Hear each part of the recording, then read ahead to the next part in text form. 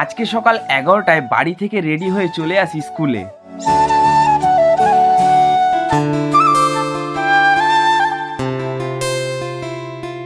আজকে 12ই জানুয়ারি। এই দিনে মেদিনীপুরের মাটিতে স্বামী বিবেকানন্দ জন্মগ্রহণ করেছিলেন। আমি গর্বিত, আমি মেদিনীপুরবাসী।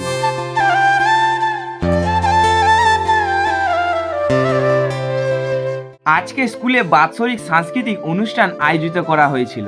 শুরুতে প্রথমে আমাদের স্কুলের প্রধান শিক্ষক বক্তৃতা দিচ্ছিলেন এবং আজকে এখানে উপস্থিত থাকা সমস্ত শিক্ষক ও শিক্ষিকা তিনাদেরকে বরণ করে সম্মানিত জানানো হলো। যখন দুপুর 2টো বাজে তখন ম্যাজিশিয়ান তার ম্যাজিক স্টেজে প্রদর্শন করছিল। যখন বিকেল 4টা বাজে তখন ক্লাস 7-এর একটা ছেলে এবং একটা মেয়ে গিটার ও তবলা বাজিয়ে তাদের ট্যালেন্ট স্টেজে প্রদর্শন করছিল। যখন বিকেল 5টা বাজে তখন নৃত্য প্রতিযোগিতা শুরু হয়েছিল।